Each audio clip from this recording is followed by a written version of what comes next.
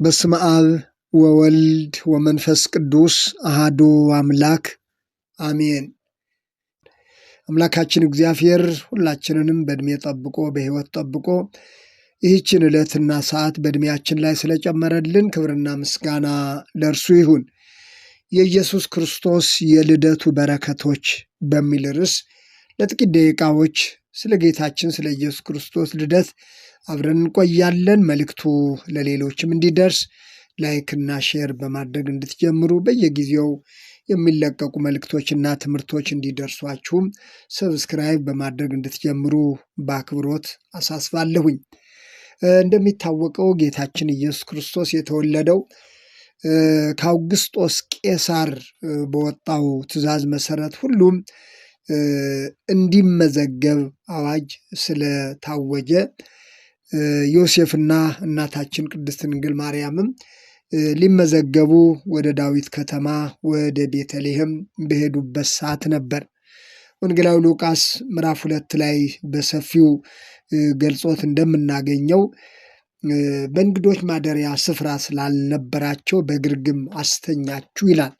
ክርስቶስ የተወለደው በግርግም ነው። ምክንያቱም በእንግዶች ማደሪያ ስፍራ ስላልነበራቸው ይላል። በዚያም ምድር መንጋቸውን በሌሊት ሲጠብቁ በሜዳ ያደሩ እረኞች ነበሩ። እነሆም የጌታ መልአክ ወደ እነርሱ ቀረበ፣ የጌታም ክብር በዙሪያቸው አበራ፣ ታላቅ ፍርሃትን ፈሩ። መልአኩም እንዲህ አላቸው፣ እነሆ ለሕዝቡ ሁሉ የሚሆን ታላቅ ደስታ የምሥራች እነግራችኋለሁና አትፍሩ። ዛሬ በዳዊት ከተማ መድኃኒት እርሱም ክርስቶስ ጌታ የሆነ ተወልዶላችኋልና፣ ይህም ምልክት ይሆንላችኋል፣ ሕፃን ተጠቅልሎ በግርግም ተኝቶ ታገኛላችሁ። ድንገትም ብዙ የሰማይ ሰራዊት ከመልአኩ ጋር ነበሩ፣ እግዚአብሔርንም እያመሰገኑ ክብር ለእግዚአብሔር በአርያም ይሁን፣ ሰላምም በምድር ለሰውም በጎ ፈቃድ አሉ ይላል። የሉቃስ ወንጌል ምዕራፍ 2 ከቁጥር 8 እስከ 14 ያለውን ነው ያነበብኩት። ስለዚህ በዚህ ክፍል ውስጥ በዋናነት መድኃኒታችን ኢየሱስ ክርስቶስ በመወለዱ ካገኘናቸው መንፈሳዊ በረከቶች መካከል 3 ነጥቦችን ብቻ ነው እንድናየው የፈለኩት። ሲነበብ እንደሰማነው አንደኛ ታላቅ ደስታ ነው። ታላቅ ደስታ መልአኩ ያበሰረው የምሥራች ቃል እነሆ ለሕዝቡ ሁሉ የሚሆን ታላቅ ደስታ የሚል ነው። ለሕዝቡ ሁሉ የሚሆን ታላቅ ደስታ። ይህ ደስታ ከሰው የምናገኘው ሳይሆን ከአምላካችን ከእግዚአብሔር ዘንድ ብቻ የምናገኘው ይልቁንም በተወለደው መድኃኒታችን ኢየሱስ ክርስቶስ በኩል ለሰው ልጆች ሁሉ ከታወጀው የምሥራች ቃል መካከል ታላቅ ደስታ የሚለው ነው። በክርስቶስ መወለድ ለሕዝቡ ሁሉ የሚሆን ታላቅ ደስታ ታውጇል። ሐዋርያው ቅዱስ ጳውሎስ በጌታ ደስ ይበላችሁ፣ ደግሜ እላለሁ በጌታ ደስ ይበላችሁ እንዳለው፣ ልበ አምላክ ዳዊትም በአንተ ደስ ይለኛል ሐሴትም አደርጋለሁ ሲል እንደዘመረው በነቢያት የተነገረው ለሰው ልጆች ሁሉ ሐሴት የሆነው ክርስቶስ በግርግም መወለዱን እናያለን። ስለዚህ በአንተ ደስ ይለኛል። በአምላክ ዳዊት በሌላ ስፍራ ለዘላለም ደስ ይለኛል ብለዋል። ለዘላለም ከእግዚአብሔር ዘንድ የሆነው ደስታ በጌታችን በኢየሱስ ክርስቶስ መወለድ የተገኘው ደስታ ዘላለማዊ የሆነ ደስታ ነው።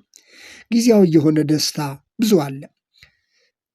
በተለይ በዓላትን በተመለከቱ እንኳን ስንመለከት ሰዎች በዓላትን ተንተርሰው ጊዜያዊ ደስታ ለማግኘት ስጋዊ ደስታ ለማግኘት የሚደረገው ጥድፊያ የሚታወቅ ነው። ጭፈራው፣ መጠጡ፣ ከዚያም አልፎ ሌላም ጊዜያዊ የሆነ ስጋዊ ደስታ ስጋዊ እርካታ ለማግኘት የሚደረግ በርካታ ደስታ ሊኖር እንደሚችል ይታወቃል። ጌታ በተወለደ ጊዜ የታወጀው ደስታ ግን ከነዚህ ሁሉ ይለያል፣ ደግሞም ዘላለማዊ ነው። ደግሞም ዘላለማዊ ነው። ነቢየ እግዚአብሔር ኢሳይያስ እንደተናገረው የማዳንን ልብስ አልብሶኛልና የጽድቅንም መጎናጸፊያ ደርቦልኛልና በእግዚአብሔር እጅግ ደስ ይለኛል፣ ነፍሴም በአምላኬ ሐሴት ታደርጋለች አለ። የማዳንን ልብስ አልብሶኛልና የጽድቅንም መጎናጸፊያ ደርቦልኛልና በእግዚአብሔር እጅግ ደስ ይለኛል፣ ነፍሴም በአምላኬ ሐሴት ታደርጋለች። ትንቢተ ኢሳይያስ ምዕራፍ 61 ቁጥር 10 ላይ በጌታ መወለድ ይህ ሁሉ ሆነልን። መንፈሳዊ መራቆት ተወገደ፣ የጽድቅ መጎናጸፊያም ተደረበልን። ከዚህ የሚበልጥ ደስታ የለም ወገኖቼ። ራሱ መድኃኒታችን ኢየሱስ ክርስቶስ እንደተናገረው ሐዘናችሁ ወደ ደስታ ይለወጣል፣ ደስታችሁን የሚወስድባችሁ የለም እንዳለው በክርስቶስ የተገኘው በነቢያት የተሰበከው የመጨረሻውና ፍጹም ስጦታ ደስታ እንደሆነ የእግዚአብሔር ቃል ያስረዳናል። ስለዚህ በክርስቶስ መወለድ ታላቅ ደስታ የምስራች ነግራችኋለሁ ተባለ። ሁለተኛው መዳን ነው። በክርስቶስ መወለድ ያገኘነው መዳን ነው። በብሉይ ኪዳን ያልነበረ መዳን፣ በክርስቶስ መወለድ የተገኘ መዳን። መልአኩ እንደተናገረው መድኃኒት እርሱም ክርስቶስ ጌታ የሆነ ተወልዶላችኋል አለ። ሉቃስ ወንጌል ምዕራፍ 2 ቁጥር 10 ላይ ቅድም እንዳነበብኩላችሁ መድኃኒት እርሱም ክርስቶስ ጌታ የሆነ ተወልዶላችኋል። የተወለደው ክርስቶስ የዓለም መድኃኒት ነው። ድህነተ ነፍስ ያለበት ነው። መድኃኔ ዓለም ተባለ፣ የዓለም መድኃኒት ተባለ። ክርስቶስ በመወለዱ መዳን ሆኖልናል ወገኖቼ። ክርስቶስ በመወለዱ መዳን ታውጆልናል። ለሁላችንም መዳን ሆኖልናል። ሐኪም ያዘዛቸውን መድኃኒቶች ባለመውሰዳቸው ከበሽታቸው የማይፈወሱ ሰዎች እንደሚኖሩ ሁሉ ለዓለም ሁሉ መዳን የሆነውን ክርስቶስን በፍጹም ልባቸው ባለማመን መዳን ላይሆንላቸው ይችላል። ነገር ግን የተወለደው ክርስቶስ ለዓለም ሁሉ መድኃኒት ነው።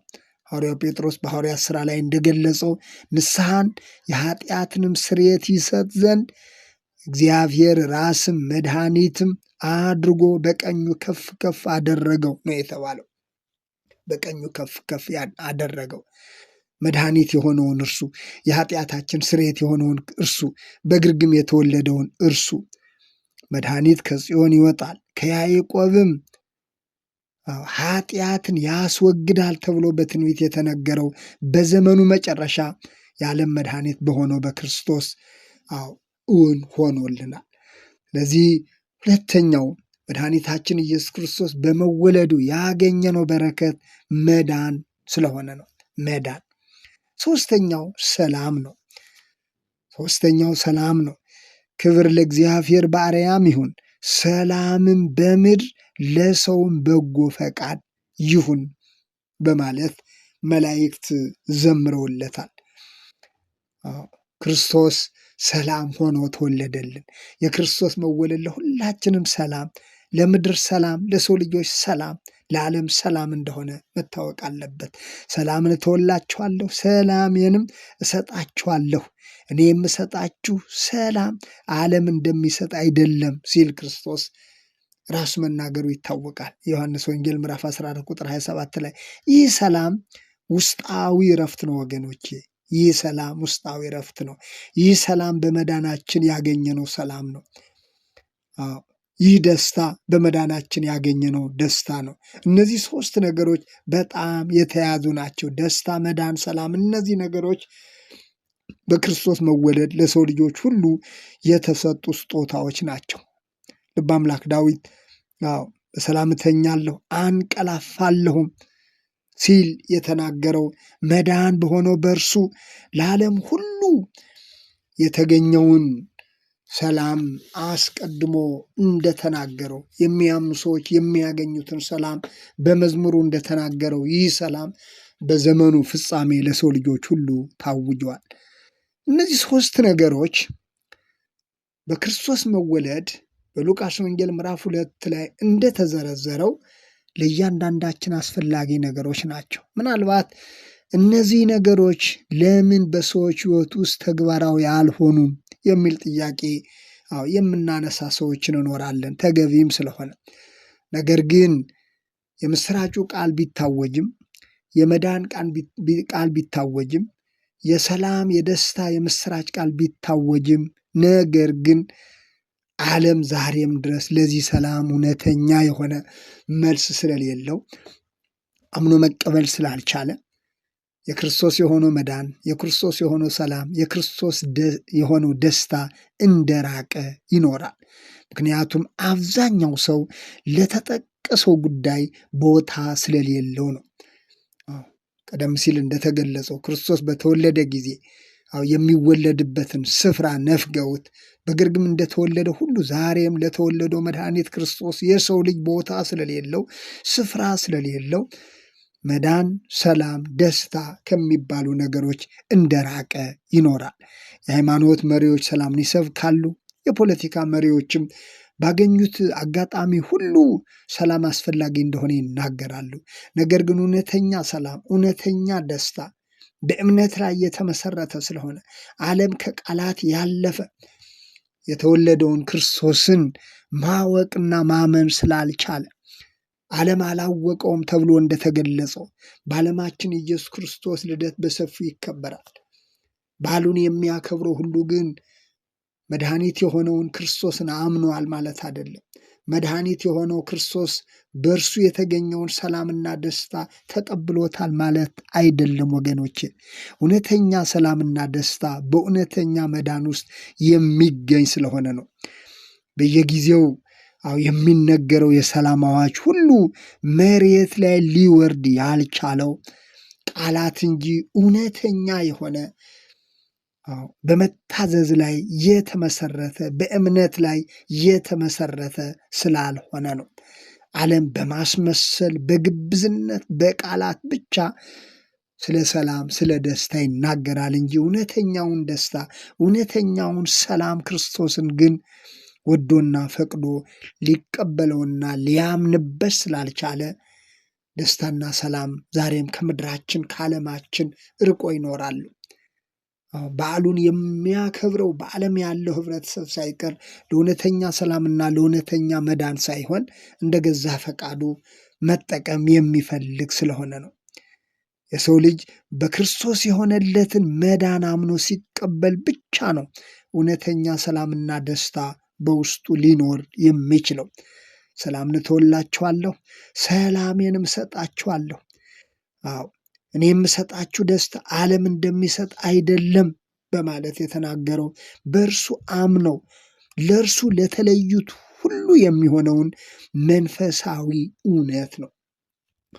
ይህ መንፈሳዊ እውነት ሐዋርያው ዮሐንስ እንደተናገረው፣ መጥምቁ ዮሐንስ እንደተናገረው፣ ወንጌላዊ ዮሐንስም እንደዘገበው ዓለም አላወቀውም አለ። ዛሬ ስለ ልደቱ የሚናገረው ስለ ልደቱ የሚዘምረው ሁሉ መድኃኒት የሆነውን ክርስቶስን አውቋል ማለት አይደለም።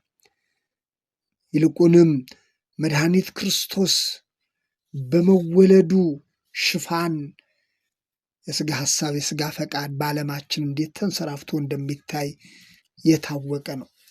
ነገር ግን ለሚያምኑት ለተቀበሉት እርሱ መዳን፣ እርሱ ሰላም፣ እርሱ ደስታ እንደሆነ አምኖ ለተቀበሉት የእርሱን እውነት የእርሱን ማዳን የኔ ነው ብሎ ለተቀበሉት ግን ዛሬም ቢሆን ይህ ሰላም ይህ ደስታ በውስጣቸው አለ። ይህ መዳን በእነርሱ ሕይወት ውስጥ አለ። ለዳኑ የእርሱን አዳኝነት መድኃኒት ክርስቶስ ለእኔ ነው ብሎ ለሚያምኑ ሰዎች ግን የተነገረው ቃል የእውነት ቃል ስለሆነ ዛሬም ለሚያምኑበት ሁሉ ሰላምና ደስታ እረፍት እንደሆነ የታወቀ ነው። ስለዚህ እንደ ዓለም ሳይሆን እውነተኛውን የምስራች ቃል ሁላችንም በፍጹም ልብ ተቀብለን የተወለደው መድኃኒት ክርስቶስ ሰላም ደስታ እንደሆነልን በእርሱ ሰላም በእርሱ ደስታ እንድናርፍ አምላካችን እግዚአብሔር ሁላችንንም ይርዳን። ስለነበረን ጊዜ የእግዚአብሔር ስም የተመሰገነ ይሁን።